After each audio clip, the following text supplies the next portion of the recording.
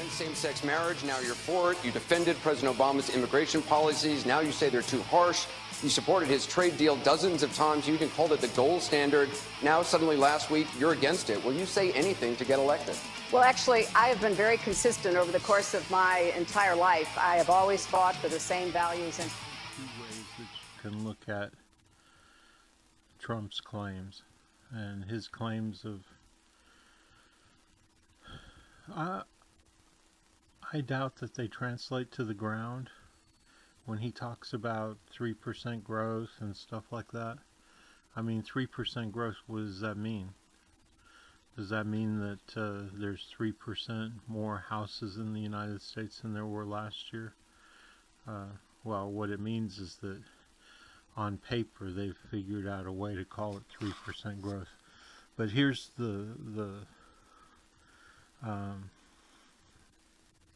here's the thing, right, about Trump and his claims of how wonderful everything is because of him, right? So a year after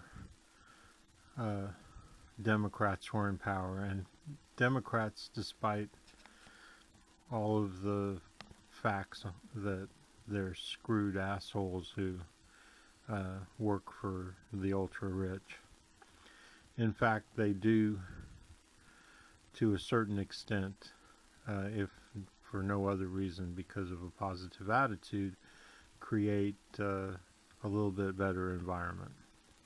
They still, I mean, most of it's all going to the 1%, right?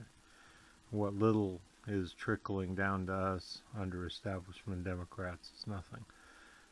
Virtually nothing. Maybe a few little perks and maybe some safety nets. Okay, so, and that's just to keep everybody from realizing that they're just doing that to pacify us. Okay, so Trump's great economy, make America great again, all this bullshit. You got two options here.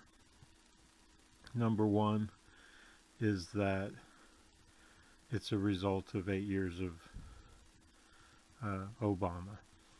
And it's not Obama. It's because of 8 years of a relationship between the American people as represented, what little representing they get in Obama, and the upper class.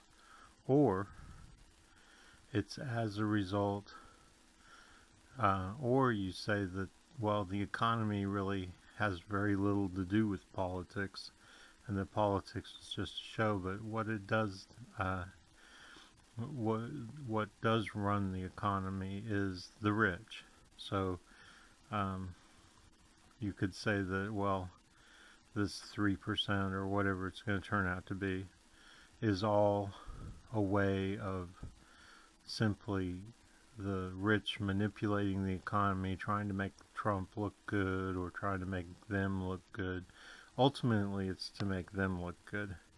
Ultimately, it doesn't matter whether it's Obama or Trump or Hillary or, well, we would hope that if we got a guy like Bernie in, that would be just totally different, and the relationship would become probably completely antagonistic between Bernie and the upper class, and they would no doubt sabotage the economy, in which case, you know what, we would have to be ready to suffer that. I mean, American people, rich and poor, if we're going to back changing this economy, because this is what we want to do, right? And this is what the rich know. We want to install safety nets and create institutions that help people who, you know, like if you need gas to go to an interview, or you need a job, or you need a basic income because you can't get a job, that stuff is there, right?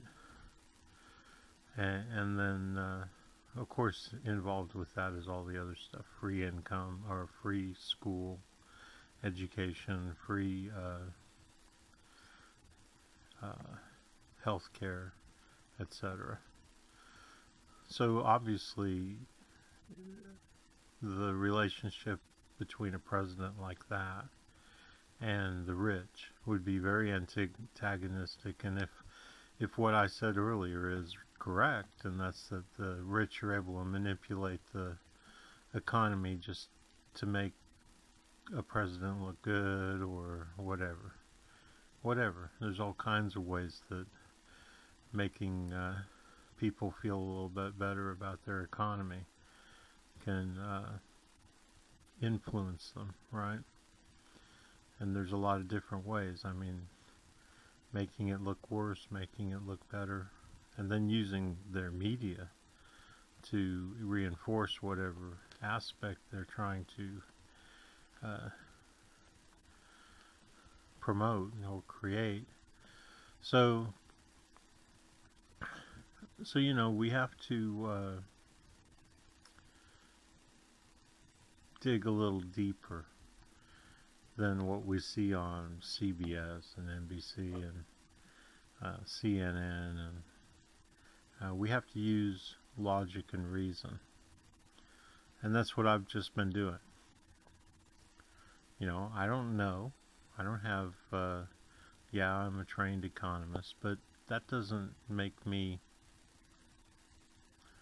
any better or worse at logic and reason.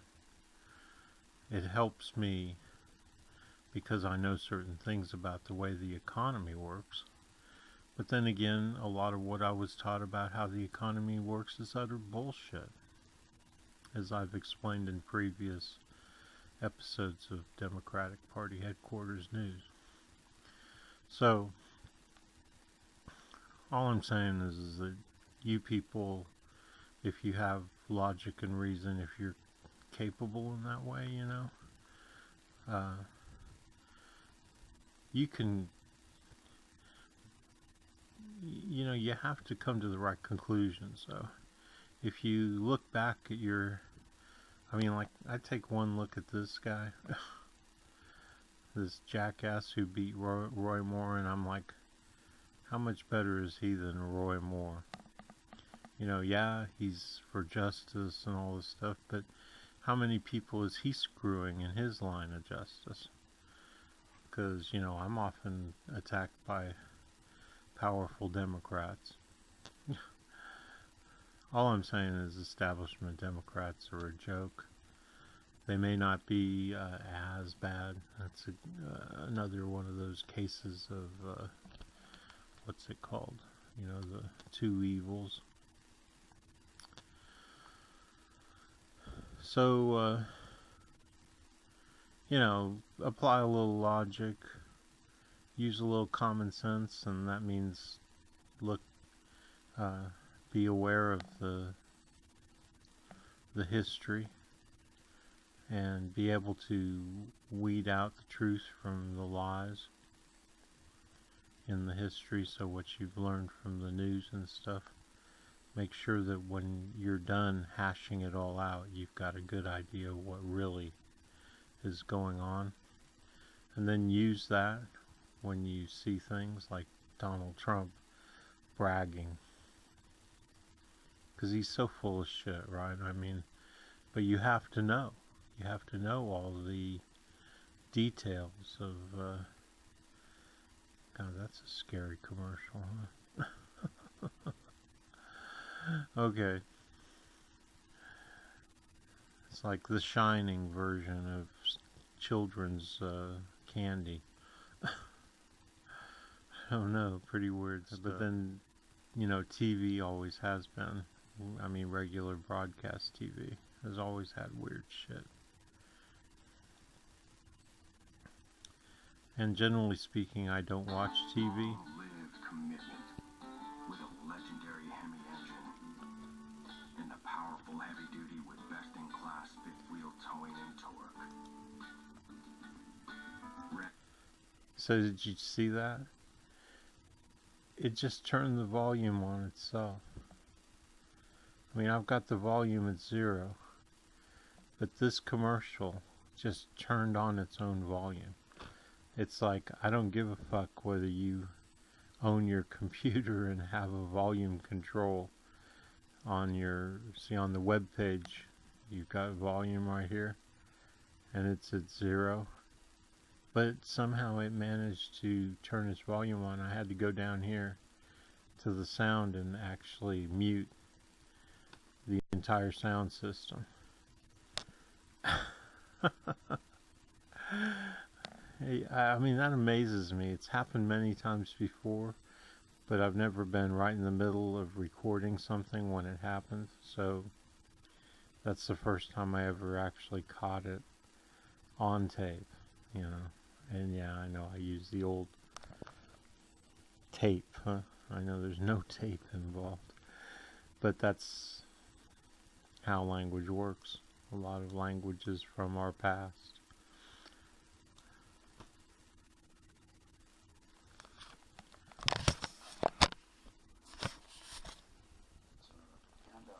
Why is it you want that sense?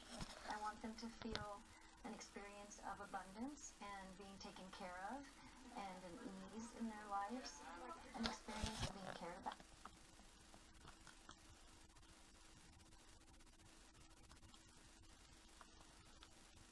Okay, so there's all this talk of people giving, okay, for one day of the year or for one part of the year.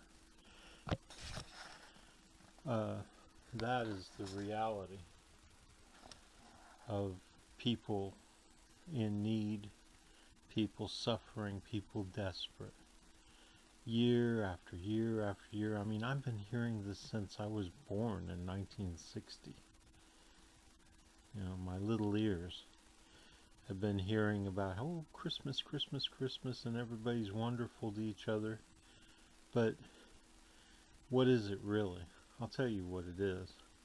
It's a short period of time where these people like this on this thing about giving somebody a Christmas tree can feel better about themselves, being part of a system that they know means that there's people all around the country, lots of them, that are suffering and are desperate and in poverty and despair. And they know that their happy little lives with their happy little Christmas trees. So the story started out with a guy who was throwing away a Christmas tree, and he thought, well, why don't I get on Craigslist and offer this old piece of shit Christmas tree that isn't good enough for me and my family, but we have the money to go out and buy another one on Craigslist. And so he offers a free Christmas tree. He says he gets 20 replies in an hour. And that suddenly made him realize that there's people out there who are so desperate that they'll take a piece of shit Christmas tree. Well, guess what? Somebody left their 2 Christmas trees out on the sidewalk a couple weeks ago, and I grabbed them. They even had who manipulate the people who manipulate me, which is my parents. I mean, if they had their way, my dad, I'd be a Christian, and I'd believe all that nonsense. And if it was my mom, then I'd do all the presents and this and that. And by the way, they're like most Americans. Most Americans don't even bother to go work in a soup kitchen. You know, we did it one time in our whole lives that I know of. And I think that was the only time my mom or dad ever went and worked in a soup kitchen on like New Year's Eve or something. So, you know, this is just added into my kind of rolling segments that I have on charity and what bullshit they are compared to having institutions. I mean, my God, man, if somebody doesn't qualify for food stamps and doesn't have any way of getting anything to eat, there better be places they can go. I mean, to me, for people like that, they should be able to walk into any restaurant in the United States and get a certain amount of a meal, even a steak or something. It's just so pathetic that we live in a country where people are, when I was talking on my car cam and the government overheard me, one of the things they got so upset with was what I said. I said, when you threaten people's food, you really fuck with their heads, And it's absolutely true, and that's why they're persecuting me, they're prosecuting me, because they don't like what I said. It's not because I threatened anybody, because I didn't threaten anybody. That's what they're charging me with, threatening them with bombing them or killing them. I didn't threaten any of those things. I simply talked about them. It's simply a discussion. And I didn't ever say, as a matter of fact, I specifically said, of course, I would never do anything like that. But the point is that the stuff that I said was threatening to them, even though it wasn't a threat, but it's threatening. And that's why a lot of people get into arguments and fight about things, right? So, I said that threatening people's food and, threatening people's security in any way, their health, whatever, it is bound to piss them off. But I don't want to get into that. But my point is that, there should be, nobody should have to feel, even if they're bad people and I'm not even gonna get too deep into this, but the reason that they become bad is because they become bitter, right? It's because they get hurt so bad along the way, and then they just then they become bad. They get in a bad mood. I mean, it happens to all of us, but to these people it's over food and water and stuff, and or heat, just being able to stay warm. So of course, those people have a bad attitude. Of course those people don't want to work. Why would they want to work for a system that doesn't even keep them warm at night when it's freezing outside? It doesn't give them any privacy. And I'm not naive. I know how nasty people can get. I know how they can drink, and you go and get them, and you're like, well, aren't you supposed to be at work? Well, I've got a hangover. Well, you shouldn't have drank last night. You knew you were supposed to work today. I know all of that. I'm not naive. I've been, and I've lived all kinds of lives. All kinds of, I've seen it. I'm not dumb. But that doesn't change the fact that most of those problems are created by the very circumstances which are created by the very people, who advocate to not have a safety net. They want there to be repercussions for bad behavior, and yet they create behavior. You see what I'm saying? It's like a vicious circle. We have to break the circle. We have to be able to create institutions that are able to take into account both sides, so that you have somebody who is an alcoholic and they're 20 years old and they don't want to contribute. Well, then we need to get them back on the path, right? And it has to be back on the path to a system that actually cares about them and not the 1%, right? So that has to change for sure. And charity is just some kind of bad joke that rich people and middle class people have heaped upon us. And it's like, no, we don't need Social Security, we don't need Obamacare, we don't need all this food stamps and stuff. Just let them, basically what they're saying is let them suffer and die, or the few lucky ones get some charity. I mean, that doesn't work. It doesn't work for me. It doesn't work for anybody who's got even a...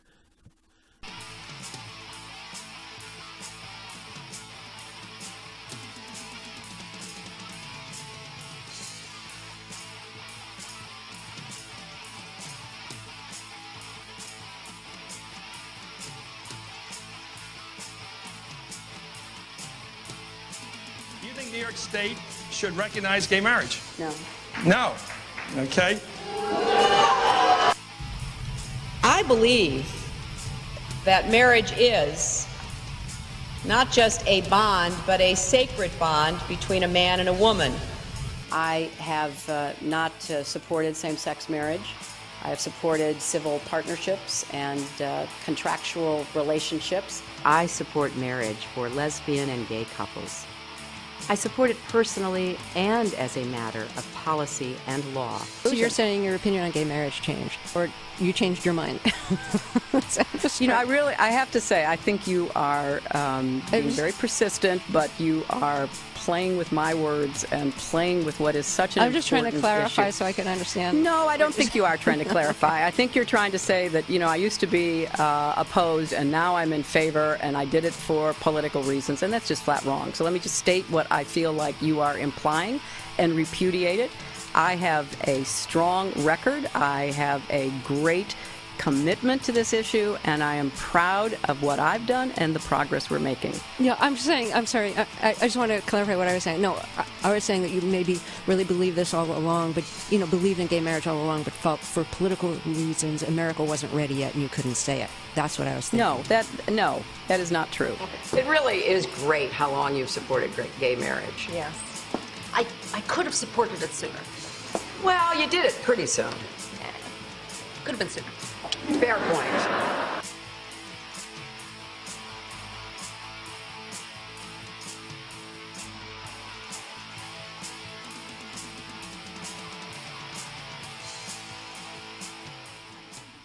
Who broke the story in the International Business Times about Senator Corker and his surprise.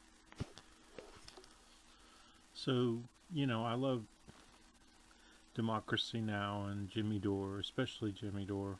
You know, they're doing great things where nothing great is being done. You know, our media sucks. But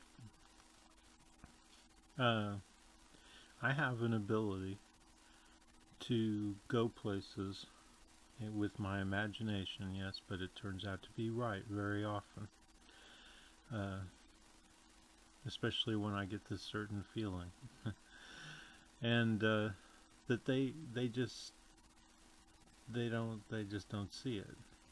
So, you know, I've heard them talk like this black guy who was just on, wonderful guy, and he's right about everything he had to say about, in the end, about white supremacy around the globe, because America didn't invent white supremacy, okay? I mean, the people who came across on the Mayflower, etc., were not American.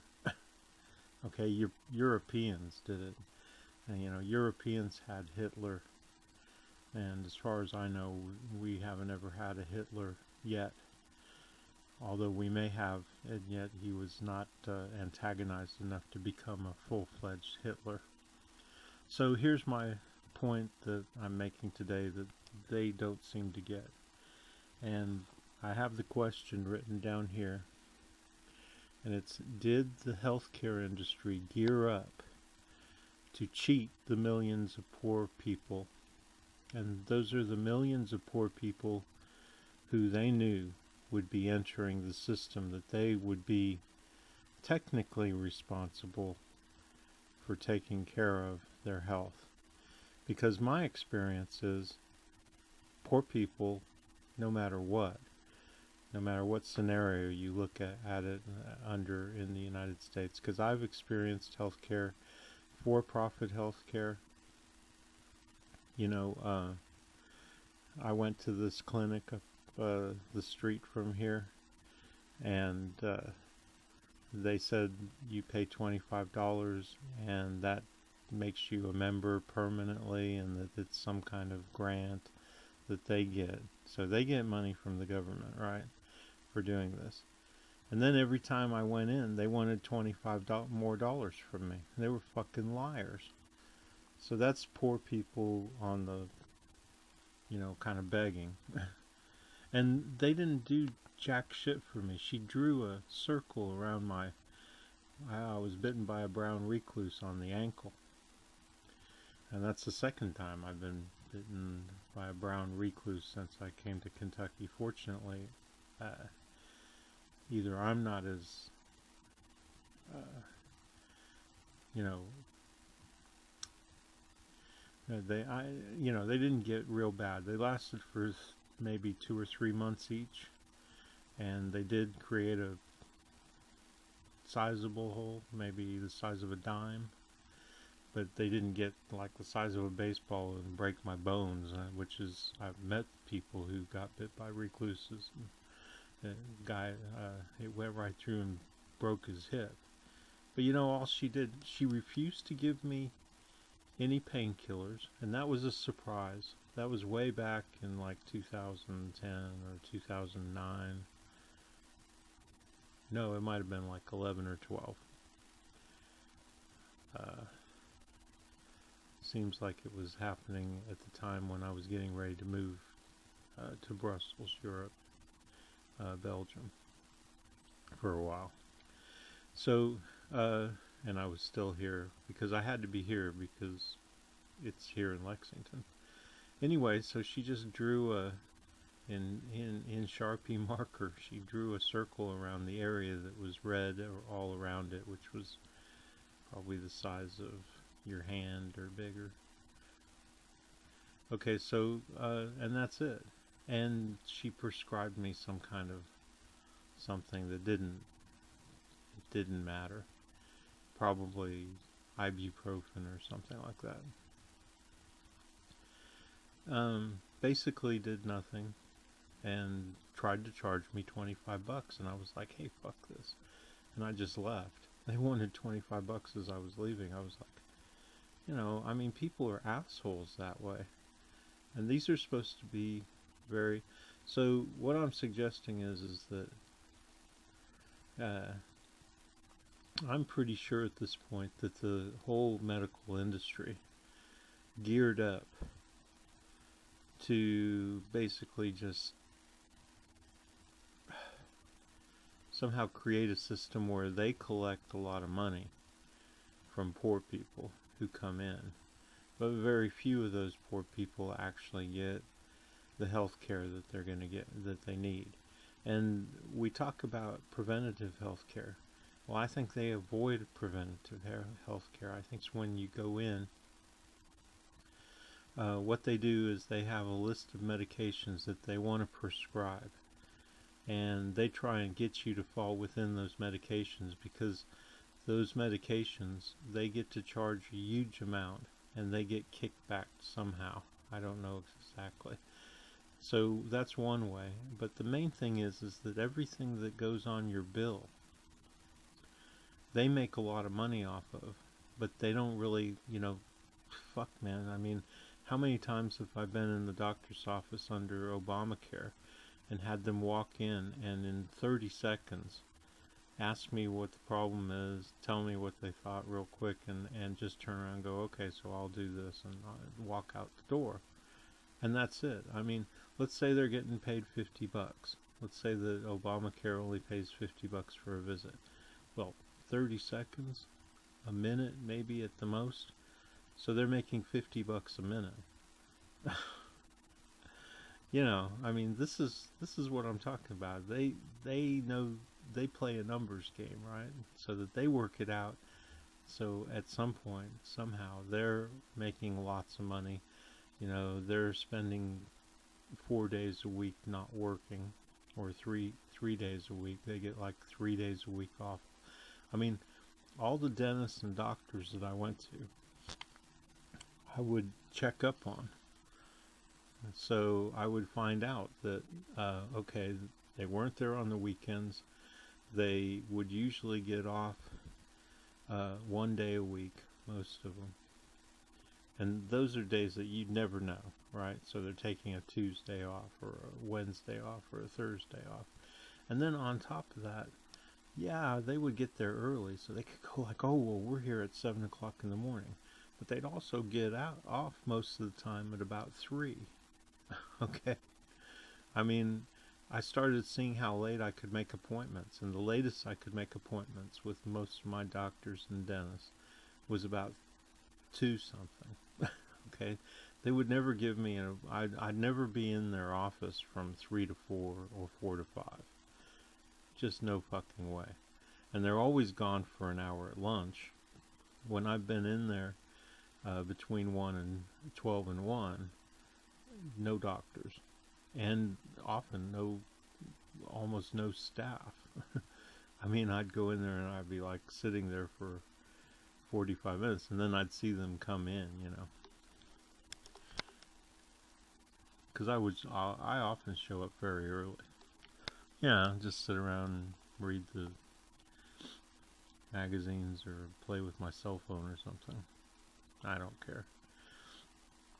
So, you know, when it comes to healthcare, so this is the main point, right? Is we the people, we have to be careful and be aware of the fact that no matter how much we win, like Obamacare, or if we get national health care or something like that, no matter how much we win, they're going to be one step ahead of us. They're going to set up there on a micro level. They're going to create a macro plan.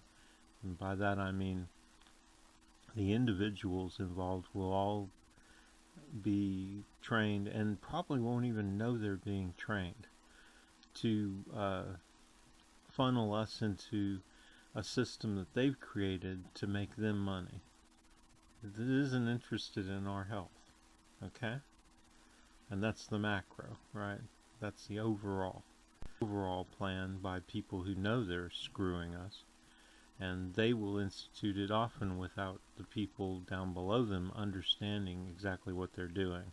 They'll have all kinds of explanations for why they do this and why they do that, and it's very much on a little level, but when it piles up, it turns out to one big system where they funnel poor and lower middle class into this system where it makes a lot of money for them, but it really doesn't give us the health care. I mean, wouldn't you love it if you, I mean, the doctors themselves will sit there and listen to you, you know, but then you walk out the door and you're like, hey, wait a minute, they listened to me, but then they didn't do anything about this, and this, you know. Okay, my ears seem to be very infected, she talked to me about it a little bit, but then she moved on to other things. And I noticed that my doctors, and I've had 3 women doctors in the last 6-7 years, and they just will very quickly kind of say what they think, and usually it has very little to do with what, you know, and I'm not going to get into my medical history and my current physical condition, but basically I'm under attack in many ways. Ear, nose, and throat. I have a feeling like in my brain, like and with the cerebral fluid, all kinds of stuff that seems to be, I mean, I remember what it was like to be healthy. It seems to be a progressive bacterial infection that I think everybody has and eventually kills us. I mean, that's the way I feel about it. And, you know, I understand there's some wear and tear. So you've got a combination of those things going on. And you've got doctors who really, I guess because they make money off of treating that, because it manifests itself in a million ways, right? I mean, from your toes right up to the hair on the top of your head. And they love being able to take in people like me on basically Medicaid and charge Medicaid and just make tons of money off of Medicaid. Well, they've never done anything for me, to be quite honest. I mean, my problems still progress, and they haven't, you know, and the example I gave before, you'll have to go back a ways to.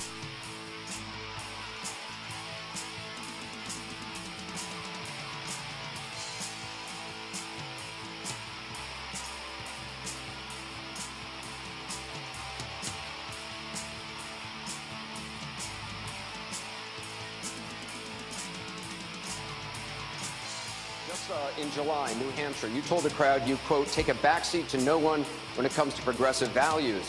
I take a backseat to no one when you look at my record in standing up and fighting for progressive values. Last month in Ohio, you said you plead guilty to, quote, being kind of moderate and center.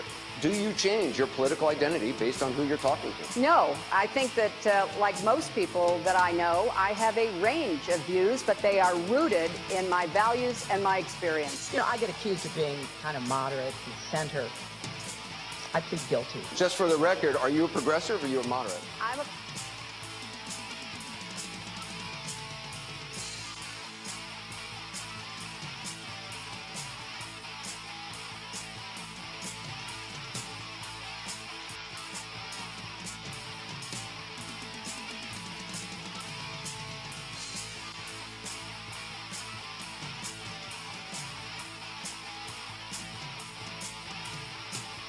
never before seen video of Hillary Clinton inside the Walmart empire. She's probably one of the most investigative politicians in American history. And this morning you're going to see her in a way you've never seen her before, serving on the board of Walmart. ABC News Chief Investigative Correspondent Brian Ross is here with details on this. Good morning, Brian. Good morning, Robin. Although she makes no mention of it in her official biography, Hillary Clinton served for 6 years on the board of Walmart, the huge retailer criticized by many for its treatment of workers and its strident opposition to unions.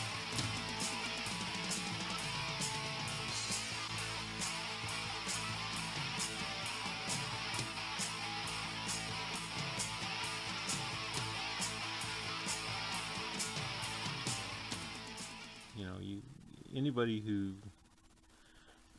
actually understands me and my show would want to go back and listen to all my old shows, because I mean I don't get on here unless I got something to say, and I don't have anything to say unless it's important. The reason I know it's important is because I've been good at this for a long time. I listen to my own shows. I'm like, you know what, you know, I can see the value in watching my shows. I can see the value in understanding how I think and what I think. Because if you don't already think that way and believe some of these things that I'm telling you, well, then you're missing the boat on the intelligence boat, right? Because it is highly intelligent. And I'm listening to all these shows, so if you're not watching Jimmy Dore and Democracy Now!, and I used to watch TYT, but they're just a mouthpiece for the Clintons, and now Cenk, the opposite of what he said. He took $21 million from Katzenberg in Hollywood, a guy who raises money for the Clintons. Okay, so I mean that's over. TYT may just pretend, all the while slipping in their establishment, Democratic establishment bullshit, right? So that's over. But Democracy Now! Is just a pretty good source of news. If you want to know what I watch, it's right up here, actually. So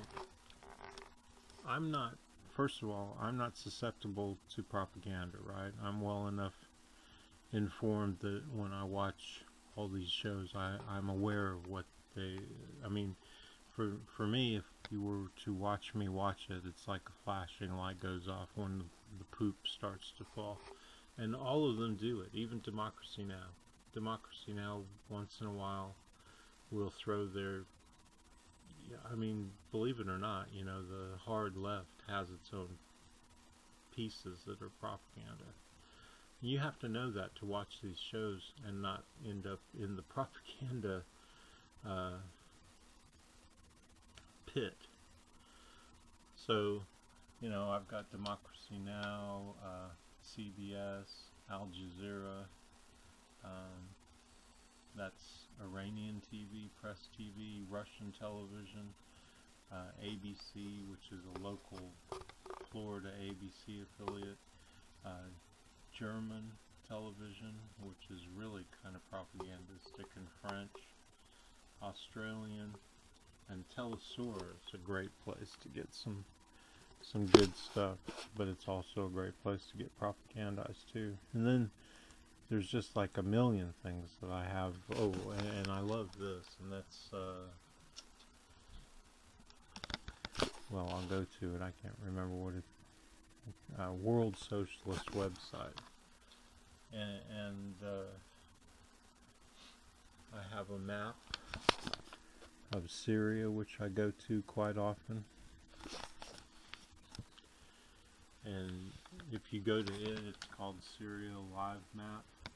And I encourage you all to become educated in this. I mean, yeah, I have a degree in economics, and I have a huge, I went to school for 10 years trying to decide what I was going to do. So I could have easily gotten a degree in computer science. I took all kinds of computer classes. And, well, not quite 10 years. I went to school from 79, college, I mean, to 87 when I graduated. And, yeah, I graduated with 9 years worth of credits. I think I had 1 semester off. And all those credits, I was pretty good back then about picking good classes.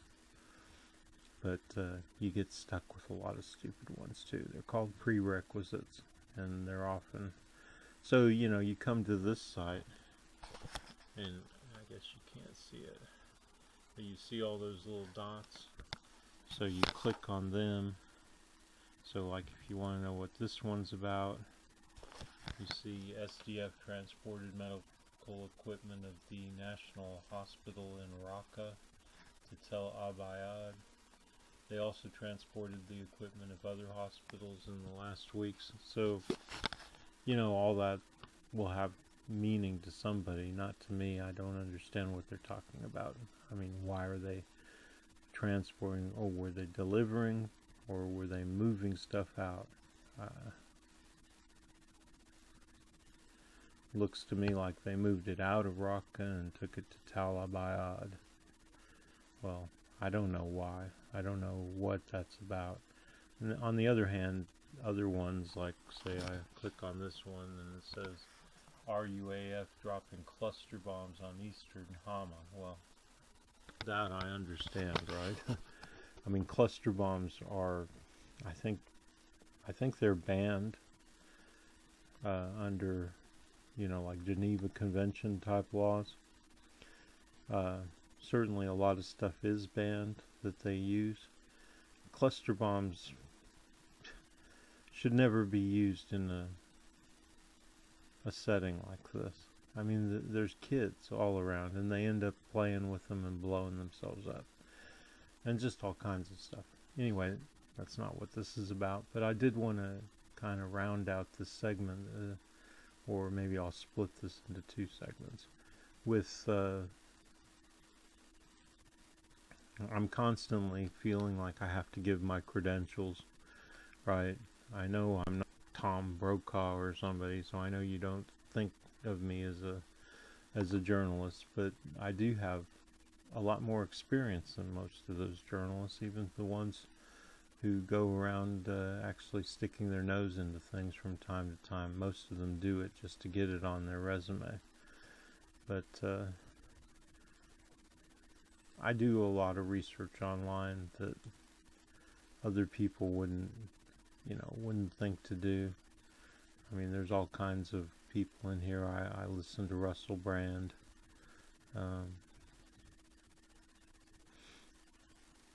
I've got all kinds of weird stations in here. Puerto Rico Live.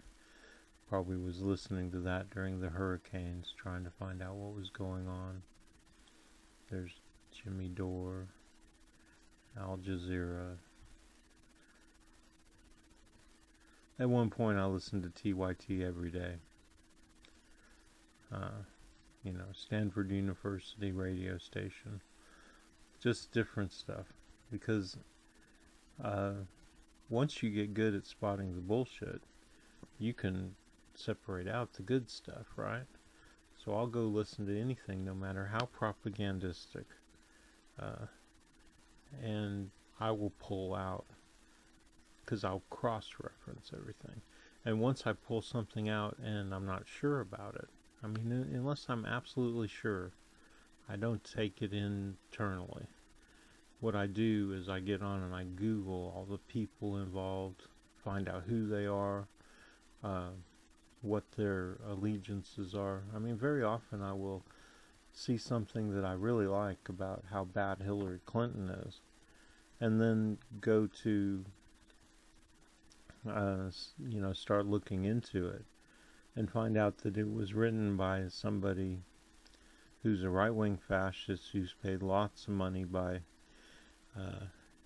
different think tanks and stuff and sources that are all like Republican and GOP types. And at that point, of course, it becomes very suspicious. And then you start looking into the facts, and quite often the facts turn out to be total bullshit too. So, that's where I'm coming from. So what I'm trying to say is you can trust me. I mean, I'm not gonna, and yeah, sometimes I slip up. Sometimes people go, hey, that's a hoax. But after that happened a couple of times, I got really careful. I mean, beyond careful, Just because something sounds good doesn't mean that it's true.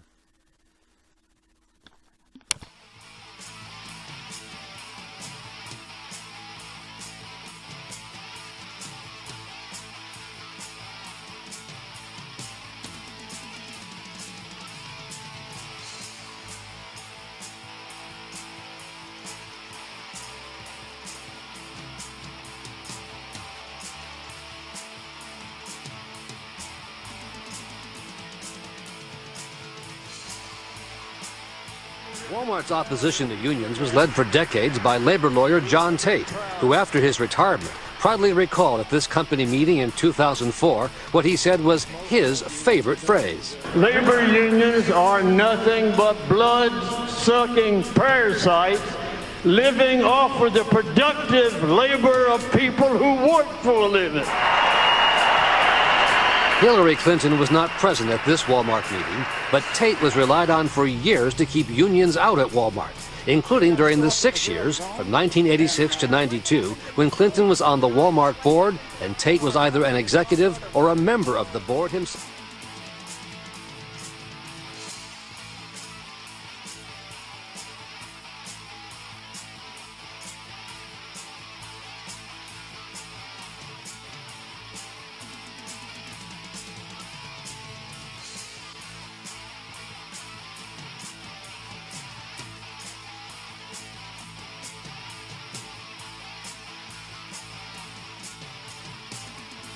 Going through the emails, there were over 60,000 in total sent and received. About half were work-related and went to the State Department, and about half were personal that were not in any way related to my work. When you speak to the public, you say, I turned over everything. That's for the most part, a direct quote. When you talk to the public, you say, I turned over everything. 90 to 95% of my work-related emails were in the state system. If they wanted to see them, they would certainly have been able to do so. You know what? That is maybe the 10th time you have cited that figure today. It is. And I have not heard anyone other than you ever cite that figure. Who told you that 90 to 95% of your emails were in the State Department system? Who told you that? We learned that from the State Department in their analysis of the emails that were already on the system. The Inspector General report found that less than 1% of State Department emails, record emails, were captured. So they give a number of less than 1%, and you give a number of 90%.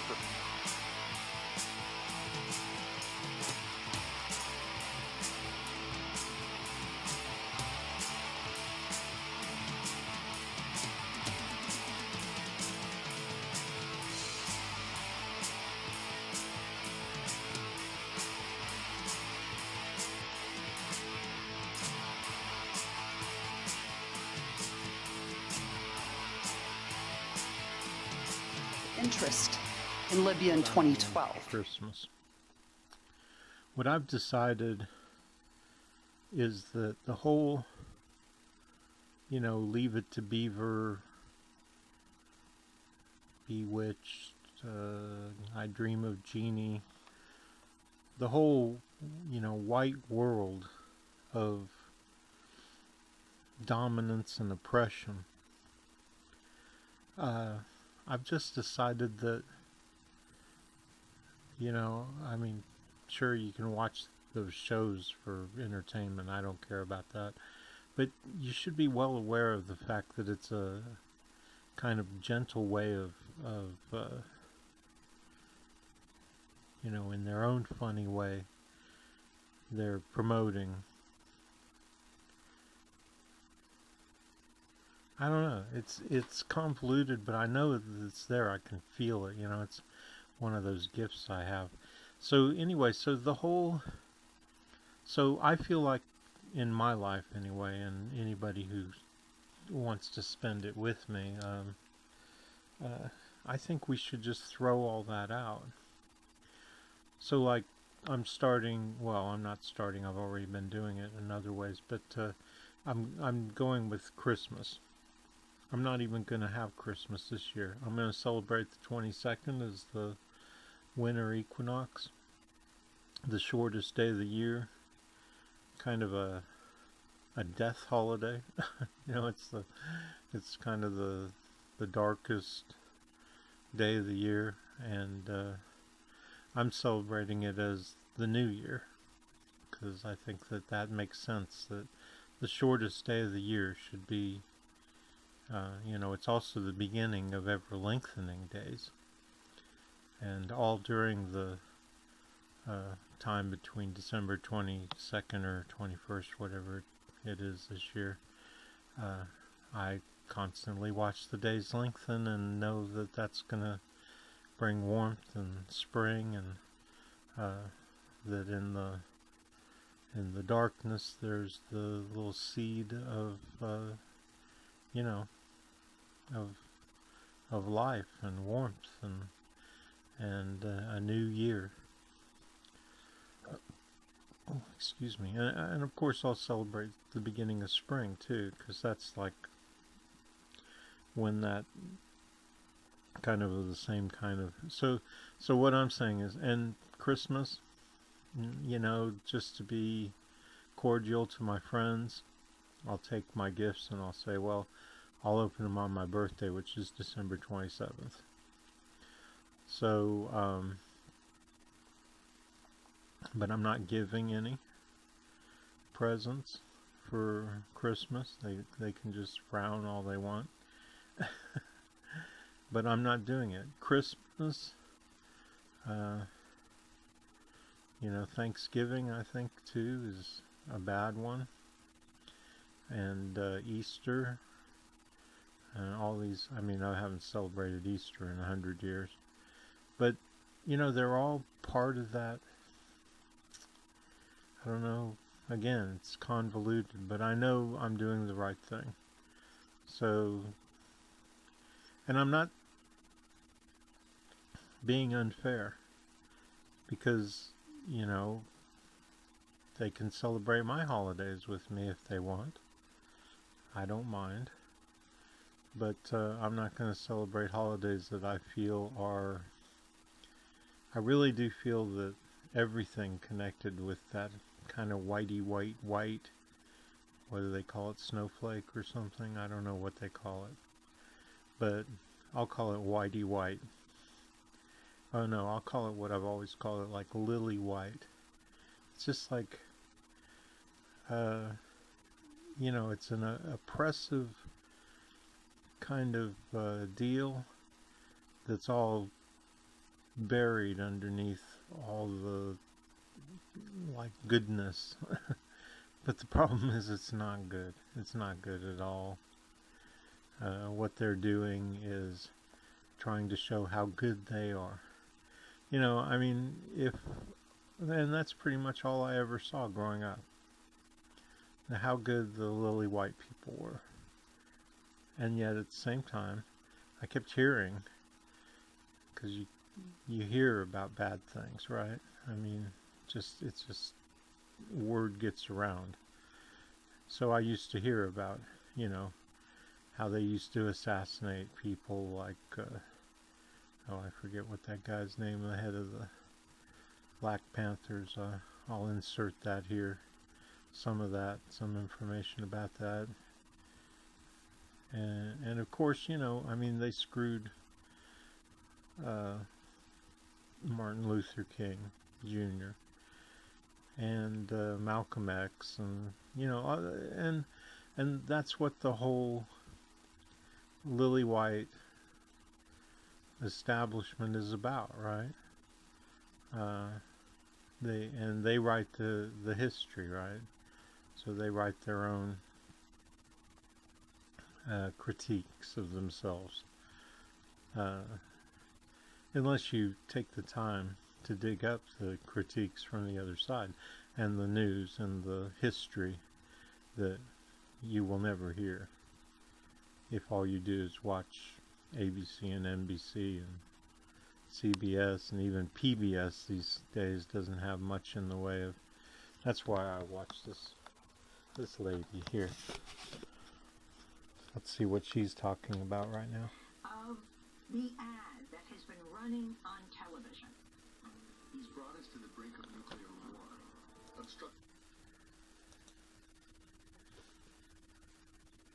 justice at the FBI. An indirect violation of the Constitution. He's taken money from foreign governments. So that's not something I really want to get into, although I don't like Trump.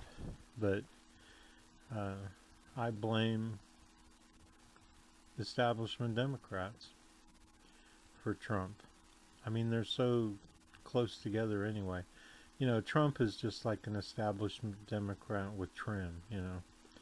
He's got this Nazi trim hanging all around him, little decorations, little swastikas and nooses and KKK stickers, you know. That's all that Trump is. And establishment Democrats, you know, they're Democrats, I'm Democrat. They're my problem. So, you know, I encourage this, though. I mean, I encourage them to go after Trump in every way that they can. I don't have a problem with that, except for some of the stupid shit this constant Russia stuff. You know, he's either a Nazi or he's a communist. Make up your fucking mind. That shows how ludicrous the whole anti-Trump thing is, you see. Now, there's all kinds of good reasons, and what they're talking about on Democracy Now! Is very legitimate. The emoluments clauses and other ways that Trump is just...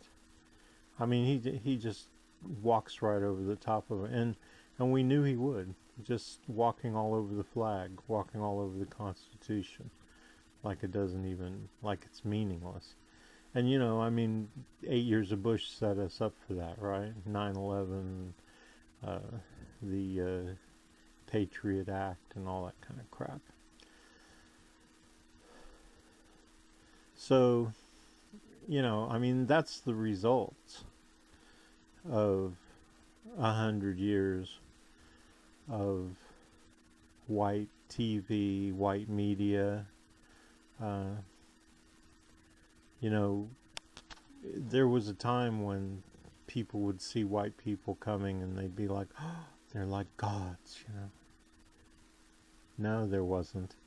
That's bullshit. I don't know why you would believe that. All those stories, remember, you know, if you watched white media, you would hear that constantly, right? Oh, they worshipped white people as gods before white people, before they ever saw a white person.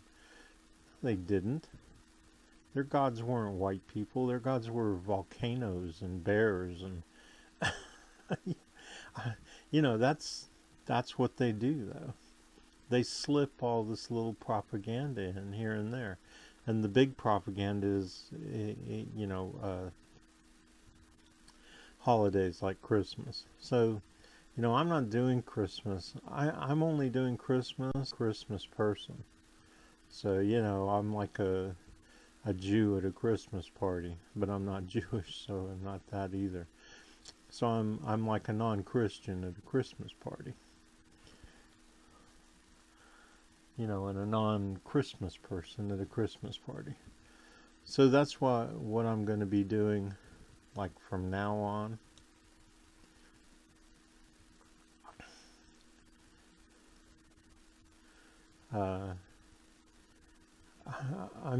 I mean, my religion is anti-establishmentism. I guess I'll call it, right?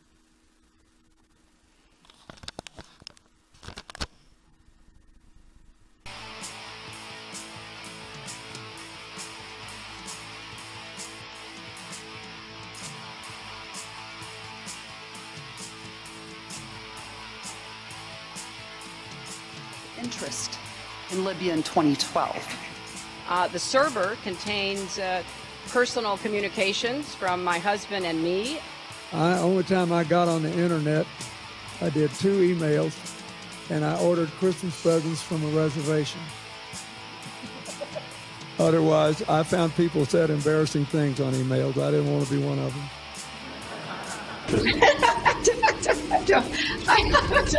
I mean, and how many angels dance on the head of a pin? I have really nothing to. I mean,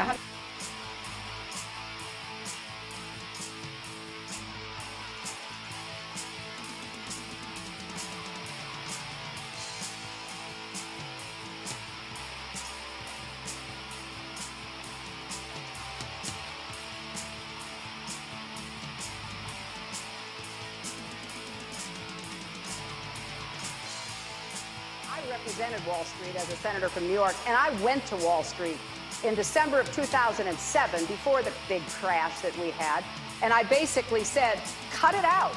Quit foreclosing on homes. Quit engaging in these kinds of speculative behaviors. Now, who's exactly to blame for the housing crisis? I think there's plenty of blame to go around. Home buyers who paid extra fees to avoid documenting their income should have known they were getting in over their heads. Of course we have to deal with the problem that the banks are still too big to fail.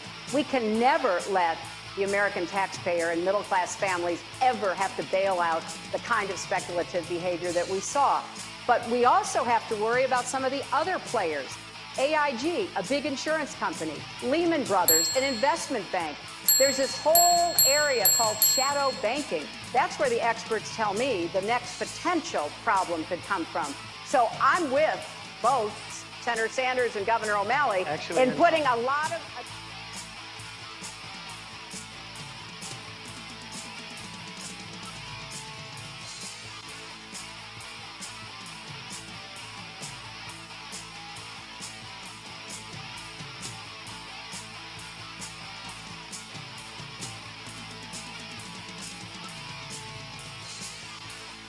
I represented New York, and I represented New York on 9/11. When we were attacked, where were we attacked? We were attacked in downtown Manhattan, where Wall Street is. I did spend a whole lot of time and effort helping them rebuild. That was good for New York, it was good for the economy, and it was a way to rebuke the terrorists who had attacked our country. 9/11 was bad. I agree with you.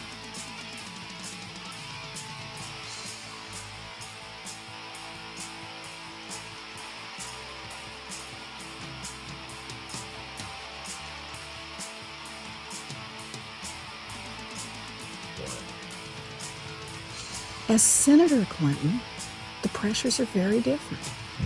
It's a well-financed industry. A lot of people don't realize that the industry that gave the most money to Washington over the past few years was not the oil industry, it was not pharmaceuticals, it was consumer credit products. Those are the people, the credit card companies have been giving money, and they have influence. And Mrs. Clinton was one of them, a senator. She has taken money from the groups, and more to the point, she worries about them as a constituency. So what does this mean, though, to these people, these millions of people out there whom the politicians cavort in front of as favoring the middle class and then are beholden to the powerful interests that undermine the middle class? What does it say about politics today? This is the scary part about democracy today. We're talking again about the impact of money.